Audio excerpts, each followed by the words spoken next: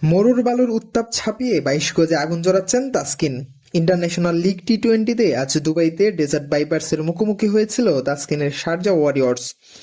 Batting বিপর্যয়ে পড়ে মাত্র ৯০ রানে গুটিয়ে যায় তাসকিনের দল। অল্প পুঁজি নিয়েও বল হাতে দুর্দান্ত লড়াই করেছেন তাসকিনরা। ডেজার্ট ভাইপার্সের ব্যাটারদের শুরুতেই চ্যালেঞ্জের মুখে ফেলেন এই পেসার। ইনিংসের শুরুতেই তিনি সাজঘরে ফেরান ওপেনার হাসান নওয়াজকে। তাসকিনের গতির কাছে পরাস্ত হয়ে দিনেশ কার্তিকের হাতে ধরা পড়েন এই ব্যাটার। এরপর থিতু হয়ে যাওয়া টপ অর্ডার ব্যাটার ম্যাক্স হোল্ডেনকেও ফিরিয়ে ভাইপার শিবিরে কাঁপন ধরান এই স্পিড স্টার। পুরো স্পেলে ৪ ওভার বোলিং করে তাসকিন খরচ করেছেন মাত্র ২০ রান, অর্থাৎ তার ইকোনমি ছিল ৫।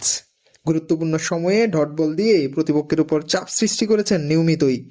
যদিও স্বল্প পুঁজি নিয়ে লড়াই করা শারজার পক্ষে ম্যাচ জেতা সম্ভব হয়নি, তবে তাসকিনের এমন দুর্দান্ত বোলিং কিছুটা হলেও আশা জাগিয়েছিল।